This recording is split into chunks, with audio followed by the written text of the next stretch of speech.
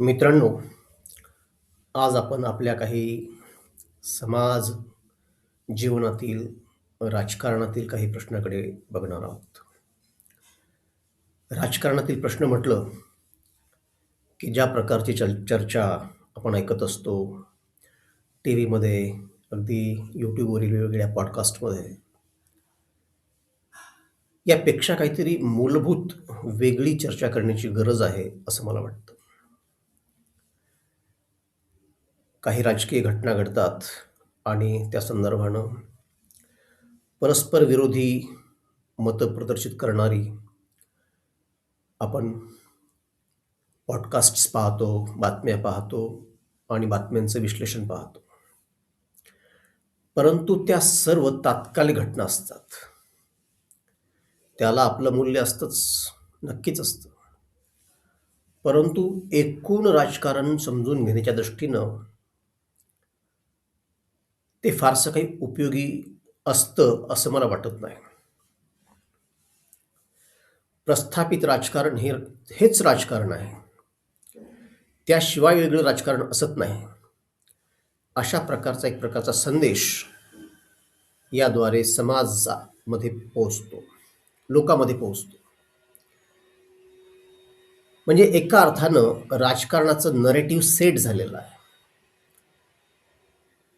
आणि सर्व जनता तुमच्या माझ्यासहित त्याची बळी आहे. हा राजकारणाचा हा मिथ्या राजकारणाचा एक पडदा आपल्या सर्वांच्या डोळ्यावर आलेला आहे आणि त्यामुळं खरं राजकारण काय आहे हे आपल्यापासून कोसो दूर आहे. काय आहे खरं राजकारण? राजकारणाचा खरा अर्थ असा आहे की आपली राज्यव्यवस्था, आपल्या देशाची, आपल्या राज्याची व्यवस्था कशी चालावी, तिचं नियमन, संचलन कसं व्हावं. हे नियमन आणि संचलन हे आर्थिक असतं, सामाजिक असतं, राजकीय असतं, सांस्कृतिक असतं, बहुपदरी असतं ते. तर या सर्वांचं संचलन आणि नियमन हे राजकारणाने करावं असं अपेक्षित असतं. परंतु आपल्यावर राजेशाहीचा फार मोठा पगडा आहे. त्यातून आपण खऱ्या अर्थानं बाहेर आलोच नाहीत आणि त्यामुळं पंतप्रधान किंवा राज्याचा मुख्यमंत्री जणू काही राज्याचा राजा आहे. पंतप्रधान जणू देशाचा राजा आहे. अशा कल्पनेतच आपण एका अर्थानं वावरत असतो आणि त्यामुळं आपल्याला खरं राजकारण समजून घेताच येत नाही. या संमोहनापासून जोपर्यंत आपण बाहेर येत नाही, तोपर्यंत आपल्याला खरं राजकारण कळणार नाही आणि राज्यकर्त्यांना तर हवंच आहे की आपण एका संमोहनामध्ये राहिलं पाहिजे, जेणेकरून आपण त्यांना अंधपणे फॉलो करू शकू, त्यांना मतं देऊ शकू आणि त्यांचा आपला असा धंदा जो आहे तो चालू राहील. आता हेच पहा ना, महाराष्ट्रातील राजकारण म्हटलं की काही घराणी आपल्यासमोर येतात. देशाचं राजकारण म्हटलं की काही घराणी आपल्यासमोर येतात. आता काही एक दोन घराण्यांना नावं ठेवण्याची गरज नाही.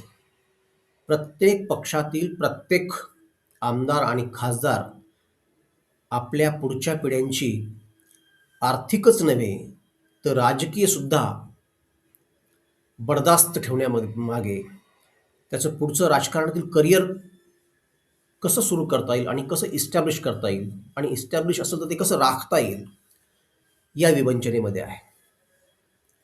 लोकशाहीमध्ये असं असू शकतं का? तुम्ही अमेरिकेमध्ये किंवा युरोपियन देशामध्ये असं पाहिलेलं आहे का? हा सगळा प्रकार केवळ भारत आणि भारताच्या आजूबाजूचे साऊथ एशियन जे कंट्रीज आहेत, जसं पाकिस्तान आहे, श्रीलंका आहे, बांगलादेश आहे, यामध्येच आहे. तर यामध्ये कुणालाही आता काही वैगुण्य वाटेनासं झालेलं आहे, काही वावगं आहे असं काही वाटेनासं झालेलं आहे, की एखाद्या खासदाराचा मुलगा आमदार होतो किंवा आणखी पुन्हा खासदार होतो किंवा कोण मंत्री होतो. हे चालायचंच. असा आपल्या अशिक्षित आणि शिकूनही शिक्षित न झालेल्या लोकांमध्ये समज आहे आणि तो दूर करण्याचा कोणीही प्रयत्न करत नाही. देशाची अर्थनीती काय असली पाहिजे, म्हणजे देशाची आजची आर्थिक अवस्था काय आहे, काय वैगुण्य आहेत, ते दूर करण्यासाठी कुठलं आर्थिक धोरण असलं पाहिजे, पुढची आव्हानं काय आहेत, आता कुठल्या क्षेत्रामध्ये इन्व्हेस्टमेंट केली पाहिजे जेणेकरून आपल्याला भविष्यामध्ये त्याची फळं चाखता येतील. आजचं नियोजन आणि भविष्यावर नजर ठेवून त्या दृष्टीनं केलेलं नियोजन याचा मेळ घालून अर्थसंकल्प किंवा अर्थनीती तयार करायची असते. याकडे आपलं लक्ष नाही आहे. आपलं लक्ष आहे पॅकेज, की महाराष्ट्राला काय पॅकेज मिळालं, बिहारला काय पॅकेज मिळालं. एखाद्या प्रदेशाला पॅकेज मिळणं, आर्थिक पॅकेज मिळणं हे म्हणजे तेथील अर्थव्यवस्थेचं फार मोठं वैगुण्य आहे. ते एका प्रकारचं गोधडीला लावलेलं ठिगळ असतं. असे ठिगळं लावण्याची वेळच येऊ नये. अशा प्रकारची अर्थनीती आणि बजेट आपलं असलं पाहिजे. आपण खुश होतो एखादं पॅकेज झालं मिळालं म्हणजे एखाद्या राज्याला वगैरे. अर्थात अशी पॅकेजेस आवश्यक असतात, याची मला कल्पना आहे. पण ती गंभीर जेव्हा एखादी विपत्ती ओढावते, जसं भूकंप आहे, ज्वालामुखी आहे, पूर आहे, अशा प्रकारच्या नैसर्गिक आपत्ती जेव्हा येतात, तेव्हा एखाद्या राज्याला एखाद्या प्रसंगी आर्थिक पॅकेज विशेष देण्याची गरज असते. परंतु जेव्हा देशाचा नेता वेगवेगळ्या देशाच्या भागामध्ये जातो, तेही विशेषतः एखाद्या निवडणुकीच्या प्रचारार्थ आणि तिथे काही पॅकेजेस डिक्लेअर करतो, तेव्हा ती किती मोठी बदमाशी असते हे आपण समजून घेतलं पाहिजे.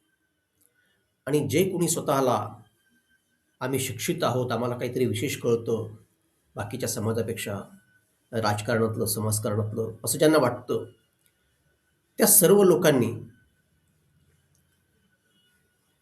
हे सगळं जे आहे अशा प्रकारचं प्रबोधन लोकांमध्ये जाऊन केलं पाहिजे.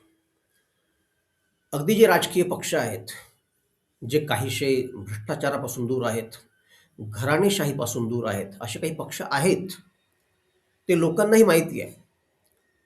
परंतु लोकांना वाटतं की या पक्षाकडेच काही नाही तर हे पक्ष आम्हाला काय देणार. कोणताच पक्ष तुम्हाला काही देत नसतो. आणि जे काही उमेदवार तुम्हाला निवडणुकीच्या काळामध्ये काही पैसे देतात, काही पक्ष पैसे देतात, ते किती पटीनं वसूल तुमच्याकडून करतात याची तुम्हाला कल्पना आहे का? त्यामुळे हे डोक्यातून काढून टाका. म्हणजे पैसे देऊन मतदान करणं सोडा, कुठला पक्ष आपल्याला काही देत असतो असं हे मनातून काढून टाका.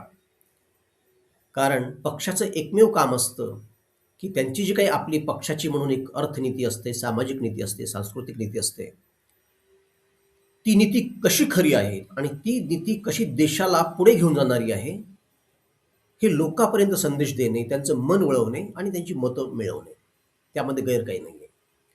आपल्या नीतींचा, आर्थिक, सामाजिक, राजकीय, सांस्कृतिक नीतींचा जो प्रभाव देशावर होऊन देश कसा विकसित होणार आहे, चांगला होणार आहे, हे धोरण तुम्ही या पक्षांनी लोकांपर्यंत घेऊन गेलं पाहिजे. ते अपेक्षित आहे. आणि लोकांना जर खरं वाटलं तर ते लोक तुम्हाला मतं देतील. एवढाच राजकीय पक्षाचा अर्थ असतो. पण असं काही घडताना दिसत नाही, हे तुम्हीही जाणता, मीही जाणतो. आणि पुन्हा आपल्या भारतीय समाजावर धार्मिकता, त्याहीपेक्षा जातीयता यांचं फार मोठं गारुड आपल्या डोक्यावर आहे.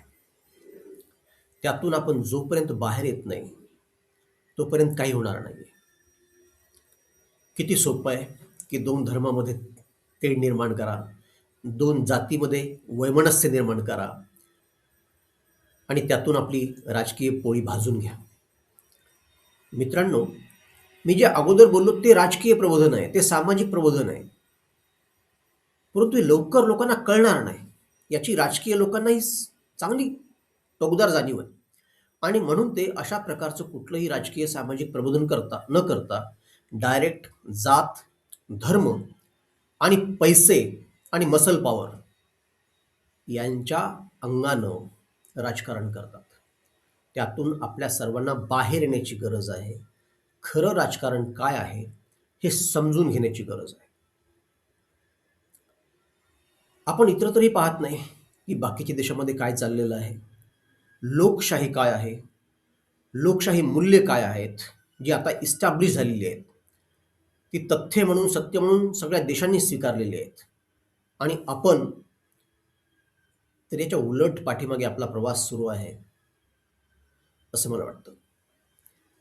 शहरांची नावं बदला, योजनांची नावं बदला, इतिहास विकृत करा, त्यातून काही लोकांच्या, अगदी सर्वच लोकांच्या धार्मिक भावना भडकवा, एक विषाक्त असं वातावरण तयार करा समाजामध्ये, आणि त्यातून आपली राजकीय पोळी भाजा. हे आजच्या बहुतांश पक्षांचं आणि राजकारणी लोकांचं धोरण आहे. तर यातून आपण बाहेर यायला हवं. याबद्दल आपल्याला काय वाटतं हे तुम्ही मला कमेंट करून सांगा. व्हिडिओ आवडल्यास लाईक करा, शेअर करा. अशा प्रकारचे व्हिडिओ मी आपल्यासमोर नेहमीच आणत असतो, नंतरही आणत राहणार, कारण याची खूप आवश्यकता आहे. जे राजकारणी आहेत, वेगवेगळ्या पक्षात आहेत, निवडणुका लढत आहेत, ते तुम्हाला कधीही खरं आपल्यापर्यंत येऊ देणार नाहीत. तर ज्या लोकांचा काही थोडाफार अभ्यास आहे, काही निरीक्षणं आहेत, आणि ज्यांचा कुठलाही राजकीय स्वार्थ नाही आहे, आणि ते सगळ्या लोकांना, सगळ्या धर्मियांना, सगळ्या जातीयांच्या लोकांना ते सारखं म्हणतात, किंबहुना धर्म आणि जात हेच मिथ्या आहेत असं मानतात, हेच लोक खऱ्या अर्थानं सामाजिक आणि राजकीय प्रबोधन करू शकतात. त्यामुळे तुम्ही या चॅनलला सबस्क्राईब करा. तोपर्यंत नमस्कार.